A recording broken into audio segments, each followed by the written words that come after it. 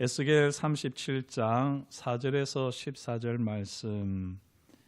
이제 저와 여러분들이 에스겔서 37장 4절에서 14절 말씀을 한 절씩 교도하도록 하겠습니다. 마지막 14절은 함께 읽겠습니다.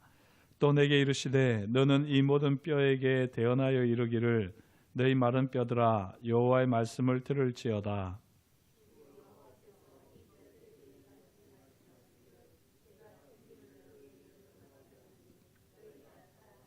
너희 위에 힘줄을 두고 살을 입히고 가죽으로 덮고 너희 속에 생기를 넣으리니 너희가 살아나리라.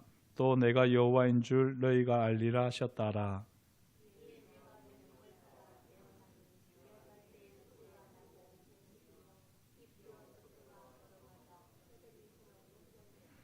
내가 또 보니 그 뼈에 힘줄이 생기고 살이 오르며 그 위에 가죽이 덮이나 그 속에 생기는 없더라.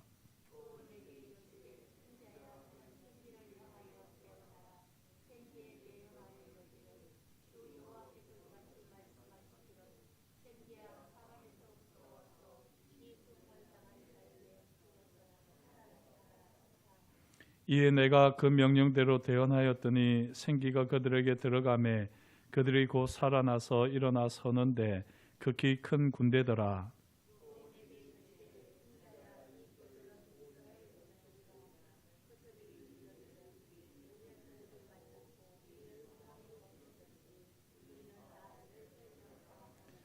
그러므로 너는 대언하여 그들에게 이르기를 주 여호와께서 이같이 말씀하시기를 내 백성들아 내가 너희 무덤을 열고 너희로 거기에서 나오게 하고 이스라엘 땅으로 들어가게 하리라.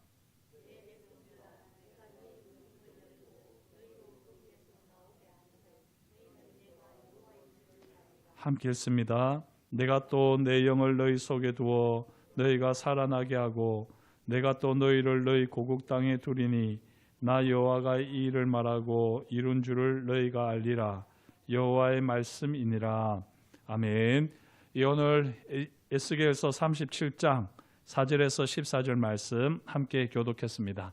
이 에스겔서 37장의 말씀은 올해 우리 교단의 약속의 말씀이라고 할 수 있겠습니다. 성령으로 부흥하는 교회, 이것이 우리 교단의 표인데요. 이 교단 표에 맞게 수요 기도의 첫 번째 말씀이 오늘 이 에스겔서 37장의 말씀입니다. 에스겔서 37장의 말씀은 참 전할 때마다 저도 늘 어려움을 겪는다 말씀을 들었는데요. 이제는 이 37장을 좀 종지부를 찍어야 될 때가 오지 않았나 생각이 듭니다. 오늘 이제 이 37장 말씀을 저와 여러분들이 확실하게 이해를 하면 참 좋겠습니다. 저도 이걸 작년에만 해도 한 두세 번은 이 본문 말씀으로 설교를 했던 것 같은데요. 또 이번에 또 이 말씀을 묵상을 하면서 하나님께서 더 선명하게 부어주시는 또 보여주시는 은혜가 있었습니다. 오늘 그 은혜를 함께 나누겠습니다. 에스겔서 이 37장을 보게 되면 생기라고 하는 표현이 많이 나옵니다. 생기라고 하는 표현을 한번 이렇게 쭉 살펴보시면요. 1절, 5절, 6절, 8절, 9절, 10절 이렇게 나옵니다. 그리고 14절에도 이 생기는 아닌데 똑같은 단어가 나오는데요. 이 히브리어 성경으로 보게 되면 생기에 해당하는 단어가 루아흐입니다. 루아흐. 그래서 이 루아흐는 영어로는 wind, 바람이라고도 표현이 되고요. 또 spirit, 영이라고도 표현이 됩니다. 이 루아흐 하면 호흡이라고 하는 그런 의미가 되는데요. 이 37장에는 루아흐라고 하는 단어가 10번 사용되었습니다.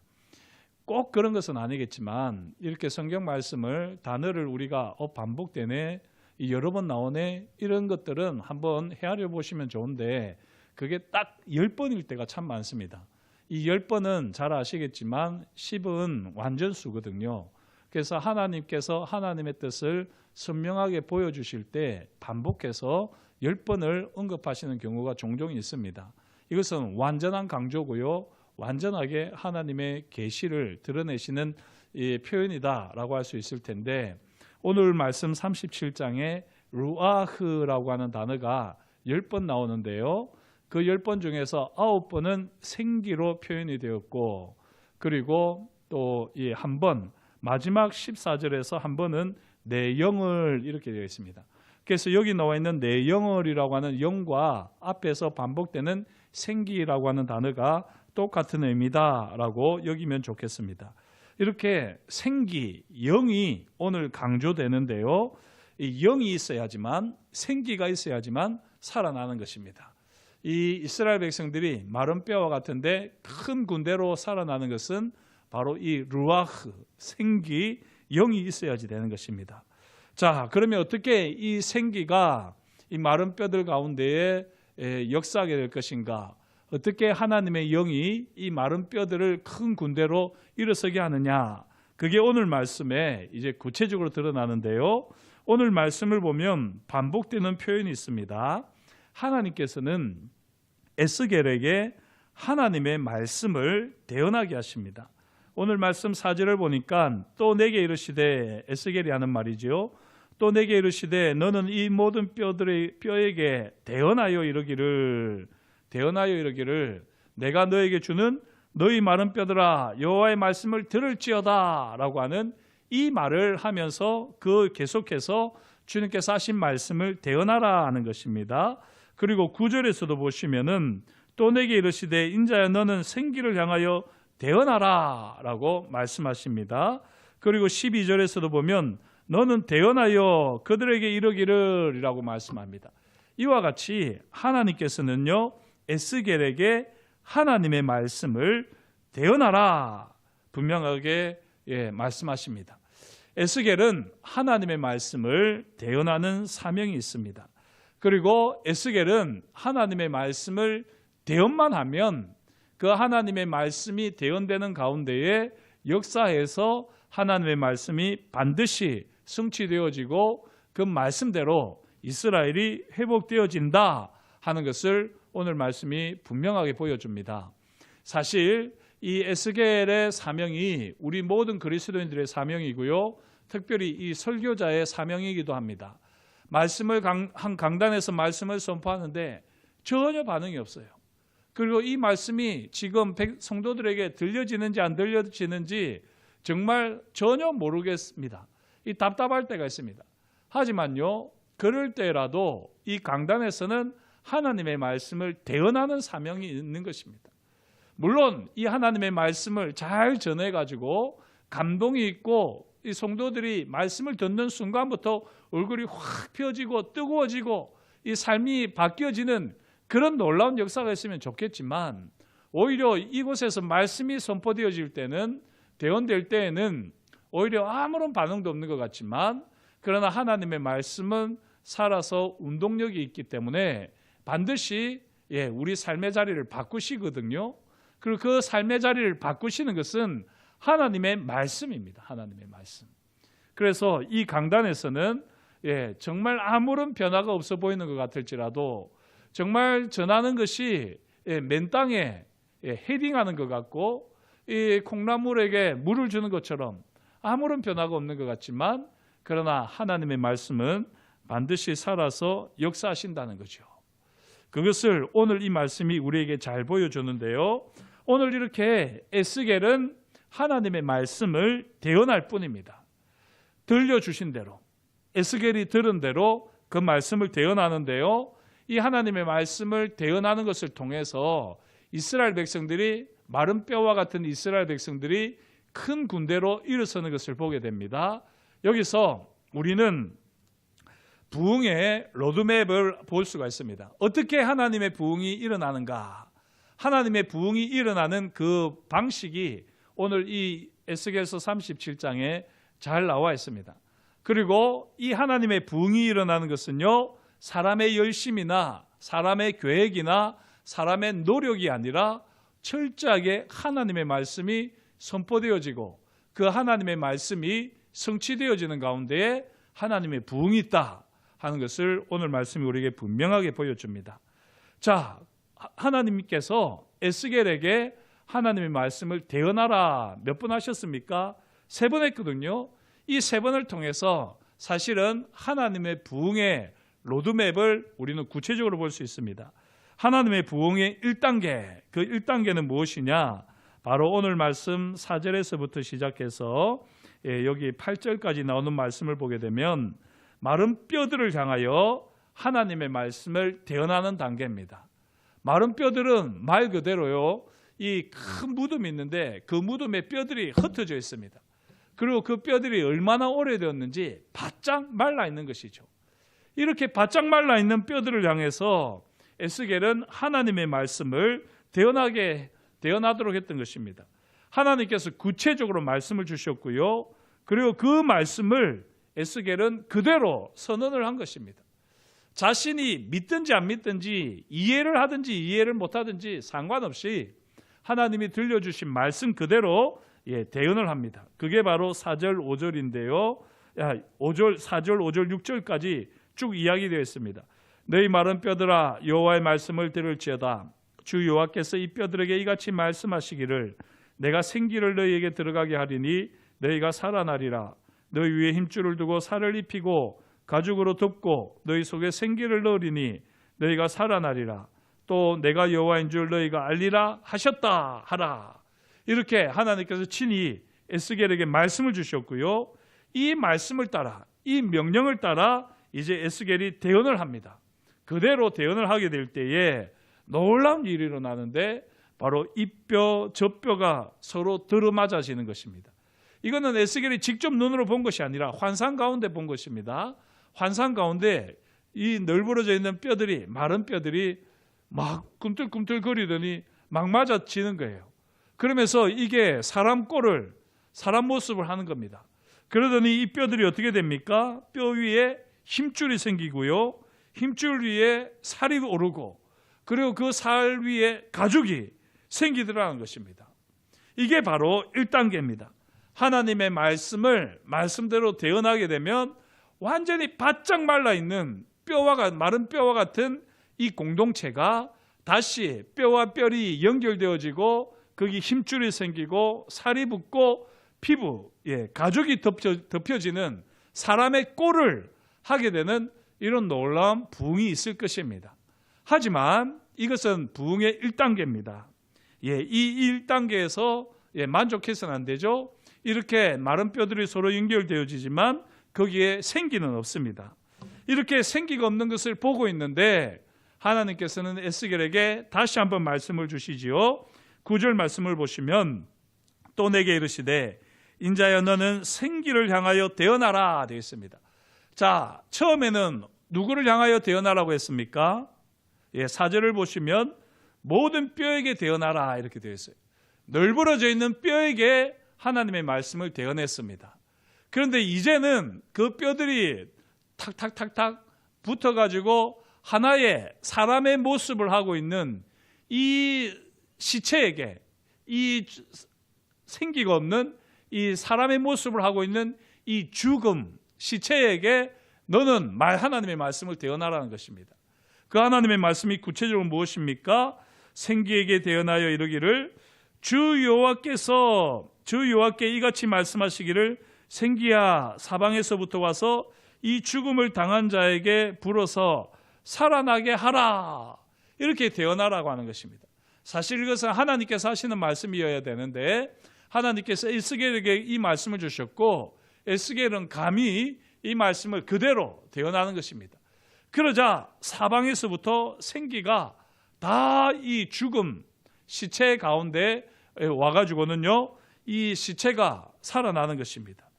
이 시체 가운데 생기가 들어가더니 곧 살아나서 벌떡 일어나서는데 큰 군대가 되더라 하는 것입니다. 자, 우리가 생각할 때는요, 여기까지가 부흥일 것이다 라고 여깁니다. 하지만 제가 말씀드렸듯이 하나님께서는 에스겔에게 3번의 하나님의 말씀을 대언하게 하셨습니다. 여기까지가 대언이 아니에요. 큰 군대로 일어나서 서는 것, 생기가 있어서 생명이 된 것, 이것이 큰 하나님의 부흥의 마지막이 아닌 것입니다.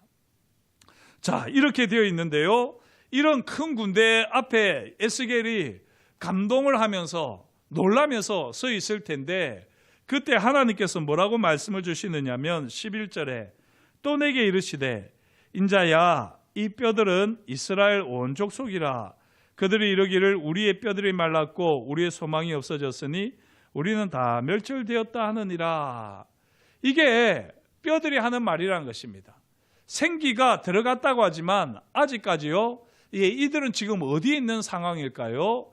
말씀을 자세히 보셔야지 되는데, 지금 이 큰 군대를 이루고 있지만 이 큰 군대가 있는 자리는 무덤입니다. 무덤.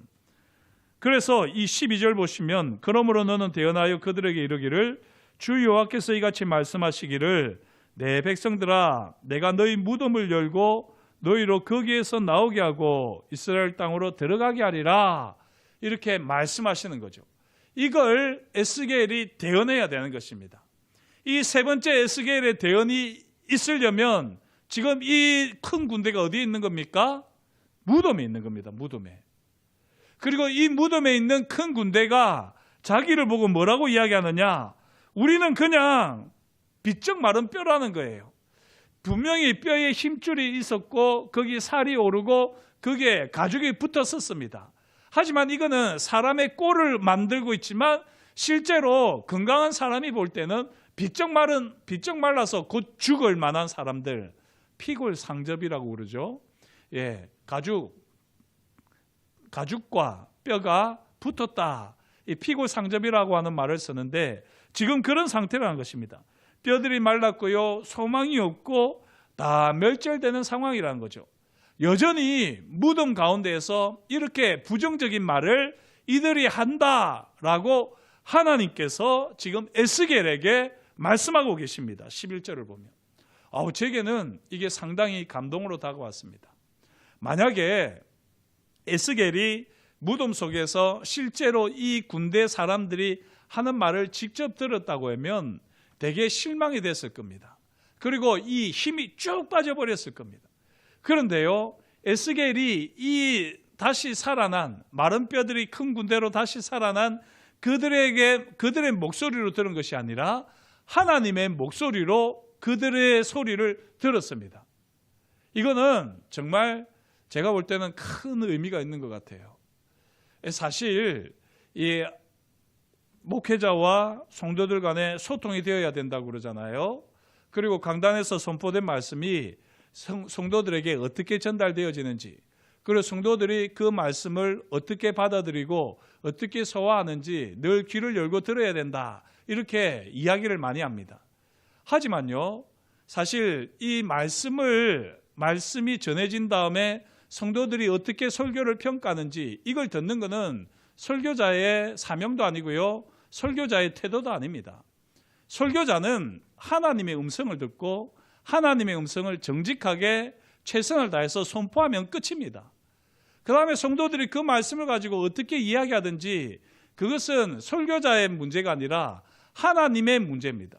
하나님이 설교자에게 주신 말씀을 설교자는 최선을 다해서 전하면 되는 것이고, 그 다음에 문제는 설교자의 영역이 아니에요. 그렇다고 해서 설교자가 그러면 소통을 하지 않고 자기 마음대로 전해도 된다, 그건 아니죠. 하지만 오늘 말씀을 보면 이 이스라엘 백성들, 이 이스라엘 족속이 하고 있는 이 부정적인 말을 하나님께서 에스겔에게 들려주시는 겁니다. 이게 참 놀라운 사건이거든요. 놀라운 사실입니다. 이렇게 하나님께서 친히 에스겔에게 이 말씀을 들려주셨어요. 그러면 에스겔 마음이 어떤 마음이 들겠습니까? 만약에 에스겔이 사람들로부터 이 말을 들었다면 내가 그렇게 열심히 대언을 하고 열심히 기도를 하고 하나님의 이 비전이 선포되어지기를, 성취되어지기를 내가 이렇게 온 열성을 다했는데 내가 이런 말을 들어야 되나 하면서 덜썩덜썩 주저앉고 그냥 포기해버릴지도 모릅니다. 마음이 상해버리고. 그런데 하나님께서 이 마음을 사람들의 소리를 듣게 하셨을 때는 하나님께서 잘 약을 치시잖아요. 지금 에스겔이 이 말을 들었을 때는 이 말로 인해서 마음이 무너지기 전에 12절과 같이 하나님께서 소망의 말씀을 주시는 겁니다. 분명히 이스라엘 족속은 우리의 뼈들이 말랐고 우리의 소망이 없어졌으니 우리는 다 멸절되었다라고 무덤 속에서 말할 거다. 그리고 무덤 속에서는 그렇게 말하는 것이 어쩐 면에서는 의견 타당해. 그러므로 너는 대언하여 그들에게 이르기를 주 여호와께서 이같이 말씀하시기를 내 백성들아 내가 너희 무덤을 열고 너희로 거기에서 나오게 하고 이스라엘 땅으로 들어가게 하리라. 이렇게 선언하라는 것이죠. 이와 같이 하나님께서 직접 백성들이 하는 말을 에스겔에게 전해주심으로써 에스겔이 더욱더 담대하게 하나님의 말씀을 선포하게 하는 것입니다. 자, 이렇게 에스겔이 하나님의 말씀을 전했는데요. 참 흥미로운 것은 이게 3단계입니다. 부흥을 놓고 보면 부흥은요, 이 환상을 그려보시면 마른 뼈들이 하나의 사람으로 형성되어지는 것을 보게 됩니다. 이게 분열되어지고 갈기갈기 찢겨져 있던 공동체가 이제 하나 되어지는 것이 부흥의 1단계라고 할 수 있습니다. 하지만 그렇게 하나 되어졌을 때에 그것이 인간적인 생각과 인간적인 열심으로 하나가 되어지면 아무 소용이 없지요. 그 가운데 하나님의 약속의 말씀이 선포되어져서 하나님의 말씀이 생기가 되어가지고 그 생기를 통해서 이 공동체가 일어나야지 됩니다. 큰 군대로 지역사회를 살리고 나라와 민족을 끌어안고 하나님의 뜻을 이루어가는 큰 군대로 일어나는 것이 부흥의 2단계입니다. 하지만 이것이 온전한 부흥은 아니라는 거죠. 온전한 부흥이 되려고 하면 여전히 무덤 속에서 부정적인 상황들, 어려운 상황들, 실패와 좌절이 끊임없이 몰아치고 있는 그런 상황들을 극복하고 나아와서 무덤을 열고 나아와서 하나님의 약속의 땅으로 나아가서 하나님이 다스리시는 땅에서 하나님이 여호와인 줄을 알고 하나님 앞에 예배하는 것, 이것이 진정한 부흥입니다. 이 진정한 부흥에 이르기까지는 끊임없이 하나님의 말씀은 대언되어져야 되고요, 하나님의 말씀은 선포되어져야 되고 그 하나님의 말씀은 성취되어지기까지 계속해서 역사해야 되는 겁니다. 오늘 이 말씀을 가만히 묵상을 하면서 2025년 우리 신북교회도 하나님께서 주시는 말씀이 이것이 아닐까. 어제 송구영신 예배 때도 말씀을 드렸지만 하나님께서 우리 교회에 참 은혜를 많이 부어 주셨습니다. 예, 정말 우리 성도님들이 다 하나가 되어서 이 어려운 코로나 시기를 거치면서도요, 이 마음을 다하고 또 예배 자리를 지키면서 사실 우리 교회는 한 번도 예배를 드리지 않은 적은 없었습니다. 한 번도 예배를 드리지 않은 적은 없었습니다. 정말 할 수 있으면 다 우리가 예배를 그렇게 드리면서 나와서 하나님께서 어여삐 여기셨는지 모르겠지만 정말 우리 신북교회는 코로나 이후에 더 이렇게 든든히 세워져 가고 성장해 가지 않습니까? 예, 이 재정이 부어지는 것을 보면 그렇습니다. 제가 드릴 말씀은 사실은 아니기도 하지만 지금 신북교회 물론 예전에 비하면은 당연히 지금 경제 규모나 살림이 달라졌으니까 재정이 더 늘어나는 것이 마땅하겠지만요. 그러나 재정이 줄어드는 교회들이 태반입니다. 재정이 늘어나는 교회는 그렇게 많지 않습니다. 그리고 그렇게 교회가 성장하고 부흥한다고 할 때에도 우리 교회가 경험하지 못했던 재정의 복을, 물질의 복을 하나님께서 부어주셨습니다. 이렇게 하나님께서 우리 가운데 부흥의 역사를 일으키시는 것 얼마나 감사한 일인지 모릅니다. 이거는 누구 한 사람이 잘해서가 아니라 다 서로 하나님 앞에서 하나님의 말씀이 역사하는 대로 순종하고 기뻐하고 감사했기 때문에 일어난 놀라운 일이지요. 그러면 우리 교회가 지금 어느 정도의 부흥을 경험하는 것일까? 제가 볼 때는 1단계는 지난 것 같아요. 우리 교회는 이제 더 이상 분열과 다툼 이런 것들로 인해서 4분 5열 나누어져 있는 공동체는 아닌 것 같습니다. 서로를 돌아보고 더욱더 하나가 되어지려고 하는, 오늘 권사님이 기도하신 것처럼 그렇게 사랑으로 하나 되어지려고 하는 공동체를 이루어가고 있습니다. 그리고 또한 우리는 지역사회에도 나름대로 신북교회라고 하는 하나의 인격처럼 그렇게 주님의 손과 발을 대신해서 귀하게 쓰임받고 있습니다. 하지만요, 아직까지 우리는 3단계 부흥, 진짜 부흥에까지는 이르지 못한 것 같아요. 진짜 부흥에 이르려고 하면 무덤 속에서 나와야 돼요. 여전히 실패와 좌절의 그림자로부터 그렇게 두려워 떨고 있는 우리의 삶의 자리가 벗겨져야지 되는 것입니다.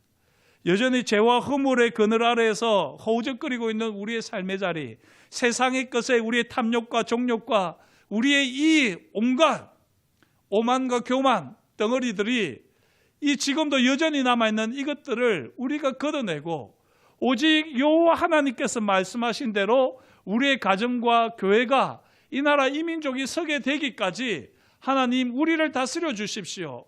하나님 손에 붙들려서 하나님의 큰 군대로 서게 해주십시오. 이 믿음의 고백을 드리기까지는 아직까지 우리는 진정한 부흥을 경험한 것은 아닙니다. 지금 이 정도 부흥에서 우리가 만족하면요, 그것은 불행입니다. 불행. 하나님의 뜻과는 상관이 없는 거예요. 하나님께서 지금 이스라엘 백성에게 보여주는 부흥은 3단계까지 이르러야 되는 것입니다. 무덤을 열고 나와서 하나님의 약속의 땅으로 나아가서 이렇게 무덤에서 나와서 하나님의 약속의 땅으로 이끌어 주셔서 예배자로 삼으시고 그래서 하나님께 영광을 올려드리게 하는 이 하나님이 말씀하신 대로 성취하시는 분이심을 확실하게 알고 고백하고 예배하는 것, 이것이 진정한 부흥이다. 하나님은 말씀하고 계십니다. 우리 신북교회가 이 2025년이 진정한 부흥의 원년이 될 수 있기를 축복합니다. 말씀을 전하는 저는 정말 하나님의 말씀에 더 깊이 헌신되어지고 정말 하나님의 말씀을 말씀으로 똑바로 전할 수 있는 하나님의 사람이 될 수 있도록 저를 위해서도 기도해 주십시오. 저도 이 시대를 바라보고요, 상황을 보고 사람들을 보게 되면 이 말씀을 전하는 것이 두렵기도 하고 또 때로는 지치기도 합니다. 그리고 또 때로는 정말 이 자리에 서는 것이 너무나도 힘겹게 여겨질 때도 있습니다. 하지만 하나님이 내게 주신 은혜요 사명인 줄 알고 이 일에 최선을 다할 수 있도록 저를 위해서 기도해 주십시오. 이게 우리 성도님들이 해야 되는 사실 첫 번째 기도입니다. 하나님의 말씀이 말씀대로 선포되지 않으면요, 공동체는 부흥이 없습니다. 하나님의 말씀이 살아있고 하나님이 말씀이 역사하면 마른 뼈와 같은 공동체라도 반드시 부흥하게 되는 줄 믿습니다. 이렇게 부족한 저를 위해서 또 말씀을 맡은 사람들을 위해서 기도해 주십시오. 우리 권사님께서 아동부 교사하셔서 우리 아동부 전도사님을 위해서 기도하셨는데요, 요즘에는 이 교육 전도사 구하기가 참 어렵습니다. 왜냐하면 교육 전도사 주는 사례비가 뻔하거든요. 그런데 그 정도 돈 받을 바에는 일주일 아르바이트 하는 것이 훨씬 돈을 많이 받습니다. 그런데 누가 교회 와가지고 그 정도 받으면서 하겠느냐고요. 지금은 그렇게 교육 전도사 구하기가 어렵습니다. 우리 교회가 부족해서가 아니라 큰 교회도 교육 전도사 구하기가 어렵습니다. 이런 시대에 지금 교회들은 어떻게 바뀌어지고 있느냐면요, 평신도 사역자들이 하나님의 말씀을 맡아서 이제 그렇게 아이들을 가르칩니다. 많은 교회들을 보면요, 이 말씀에 헌신된 평신도들이 우리 아동부나 청소년부를 맡아서 그렇게 말씀을 가르칩니다. 물론 그렇게 하려면 훈련이 되어야죠. 아무나 그렇게 쓸 수 있는 게 아니거든요. 하나님의 말씀을 대언한다고 하는 이 두렵고 떨리는 마음으로부터 시작해서 그 말씀이 겸손하게 전해질 때 하나님의 말씀으로 경험되어지는, 하나님의 말씀이 역사하는 경험이 없으면요, 이 강단에 서 있기가 힘듭니다. 얼마나 지치고 얼마나 이 어려운 자리인데요, 얼마나 헷갈리는 자리인데요. 저와 여러분들 2025년 정말 우리 신북교회가 진정한 부흥을 경험하기 위해서는 강단에 말씀의 기름 부음이 있게 해주십시오. 말씀에 하나님의 성령의 기름 부심이 넘쳐나게 해주십시오. 그리고 우리 아동부 이제 전도사님이 구해지지 않고 이제 우리 선생님들 중에 한 분이 또 이 일을 감당하셔야지 될 텐데 기쁨으로 그 일을 감당하실 수 있도록, 그리고 그렇게 기도하며 준비할 때에 성령께서 역사하시는 것을 경험하는 그런 우리 선생님들이 되어지고 또 그렇게 말씀이 살아 역사하는 우리 다음 세대가 되게 해주십시오. 꼭 기도해 주시기를 부탁을 드립니다. 그리고 나아가서는 무엇보다도 우리 성도님들도 하나님의 말씀이 역사하는 것을 경험하는 2025년이 되어야 됩니다. 약속의 말씀을 다 뽑으셨잖아요. 그 약속의 말씀 하나님께서 그냥 얼렁뚱땅으로 주신 게 아니지 않습니까? 저는 믿습니다. 신실하신 하나님께서는 우리에게 약속을 주시고 그 약속을 반드시 성취하는 경험을 우리에게 주시는 분이십니다. 이걸 우리 2025년도에 성도님들이 다 경험하실 수 있도록 하나님의 약속의 말씀을 더 부여잡고 그 말씀이 어떻게 성취되어질지를 바라보면서 하나님 앞에 충성되고 헌신되는 가운데 하나님께서 놀라운 부흥을 일으키는 우리 신부교회가 되어지도록 더욱더 깨어 기도하는 저와 여러분이 될 수 있기를 주의 이름으로 축복합니다. 오늘 말씀 14절에 이렇게 말씀합니다. 내가 또 내 영을 너희 속에 두어 너희가 살아나게 하고 내가 또 너희를 너희 고국 땅에 두리니 나 여호와가 이 일을 말하고 이 이룬 줄을 너희가 알리라. 하나님께서 말하고 내가 이것을 이룬 줄을 너희가 알리라. 내 영이 너희 속에 있게 될 때에 이것을 알게 될 것이다 말씀합니다. 성령께서 우리 가운데 역사하시는 가장 대표적인 증거는 하나님의 말씀이 우리에게 살아있는 하나님의 말씀으로 경험된다는 것입니다. 그리고 그 약속의 말씀을 부여잡고 우리가 나아갈 때 성령께서 구체적으로 일하시는 것을 우리는 더 잘 깨닫게 되는 겁니다. 올 한 해 사실 저도 고민하고 기도하면서 이 2025년도에는 새벽 기도회를 로마서 말씀으로 제가 전하려고 결심을 했습니다. 그렇게 계획을 했습니다. 우리 집사님 중에 한 분, 안수 집사님 중에 한 분이 그런 말씀을 하셨어요. 신방을 갔는데 목사님 제가 아직 구원의 확신이 없습니다. 이런 말씀을 하시더라고요. 제가 사실 깜짝 놀랐습니다. 저는 그분을 지금 무시하는 게 아니라 안수 집사님이신데 구원의 확신이 없대요. 지금 죽으면 천국에 갈지 잘 모르겠다는 겁니다. 제가 그 말을 듣고 진짜 깜짝 놀랐습니다. 아, 큰일 났다. 내가 지금 제대로 말씀을 전하지 못하고 있구나. 하나님의 말씀이 성도들에게 전혀 전달이 되지 않고 있구나. 이렇게 되면 큰일이다. 안수 집사님이 이렇게 말씀하신다면 예배를 대충 드리고 왔다 갔다 하는 성도들이야 어떻게 하겠느냐. 그들은 구원의 확신이 있는지 없는지도 모르고 살아가는 것 아니겠느냐. 이 마음이 든 것입니다. 그래서 저는 올해는 뭐 다르게 쭉 하는 것이 아니라 로마서 말씀 하나만 가지고 깊이 들어가려고 합니다. 그래서 제가 그것을 하면은 제 한계가 있기 때문에 마틴 로이드 존스 목사님께서 8년 정도 되는 기간 동안 매주일마다 전했던 말씀을 저는 매일매일 흐름이 끊어지면 끊기면은 말씀을 이해하기가 어렵기 때문에 매일매일 그 로이드 존스 목사님의 설교 말씀 하나씩 해서 올해 딱 이렇게 하려고 합니다. 제가 계획을 짜보니까요. 로마서 11장까지 12장부터는 실천장이라서 조금 쉬운 내용이고 11장까지가 교리장인데 11장까지 교리장이 딱 25일 전날 끝이 나더라고요. 12월 25일 전날.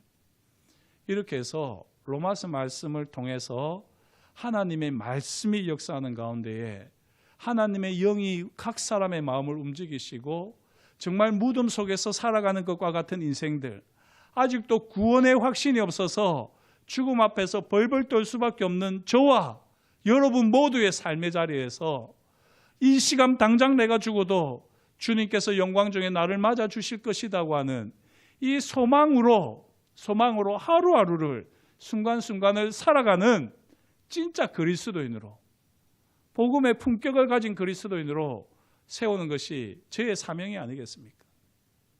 이 사명을 이루기 위해서 올해는 그렇게 하려고 합니다. 오늘 특별히 1월 1일 날 수요 기도에 나오신 여러분들은 정말 알짜배기 성도님이라고 저는 확신하거든요. 부족한 저를 위해서 기도해 주시고요. 교회를 위해서 기도해 주십시오. 아마 어쩌면 무슨 로마서를 가지고 1년 동안에 그렇게 생각하실 줄 모르겠지만 로이드 존스 목사님은 8년을 로마서 말씀만 가지고 설교를 하셨어요. 지금은 진짜 복음을 바로 알아야 될 때입니다. 진짜 믿음이 바로 서야 될 때입니다. 진짜 복음으로 그리스도인의 품격을 갖춰야 될 때입니다. 품위와 질서가 사라진 지가 오래된 한국 교회입니다. 로마서 말씀으로 정말 우리 신북교회가 진짜 하나님의 기뻐하시는 부흥을 경험하는, 무덤에서 나와서 하나님의 약속의 땅에서 하나님의 다스리심을 경험하는, 진정한 부흥을 경험하는 교회가 되어질 수 있도록 꼭 기도해 주시기를 주의 이름으로 부탁을 드립니다. 기도하겠습니다. 하나님 아버지, 오늘도 주님께서 우리에게 말씀하여 주시니 감사합니다. 하나님의 말씀을 따라 우리가 어떠한 사람이 되어야 할지를 분명히 알게 하시니 참으로 감사합니다. 하나님 아버지, 우리가 하나님을 잘 섬긴다고 여기지만 불현듯 죽음이 코앞에 다가오면 숨이 턱 막혀버리고 지금 당장 내가 죽는다면 어떡하느냐 소름이 끼치고 두려움에 사로잡힐 때가 참 많습니다. 주님을 믿는다고 하면서도 여전히 하나님 아버지 구원의 확신이 없어서 흔들릴 수밖에 없고 죽으면 그만이지 뭐 몰라 그렇게 하나님 아버지 우리가 죽음을 외면하고 복음을 외면하고 현실과 타협하고 적당히 신앙생활을 하며 살아가고 있는 모습은 아닌지요. 하나님 아버지, 이러면서도 우리는 지금까지 베풀어 주신 하나님의 은혜를 잊어버리고 지금 우리의 삶의 자리에 만족하며 그렇게 살아가고 있지는 않습니까? 오늘 주님께서 우리에게 주신 말씀을 따라 하나님의 말씀이 진정한 부흥을 일으키시는 것을 우리가 바로 깨달아 알아서 하나님 아버지, 우리 신북교회도 하나님의 말씀대로 진정한 부흥을 경험하는 교회가 되어지게 하여 주옵소서. 모든 성도님들이 말씀을 사모하게 하시고 그 말씀을 통하여 구원의 확신을 가지게 하시며 복음으로 품격을 더하는 성도님들이 되어져서 살아계신 하나님을 삶으로 증명해내는 우리 모두가 되게 하여 주옵소서. 그렇게 역사하실 것을 인하여 감사를 드리오며 예수님의 이름으로 기도드립니다. 아멘.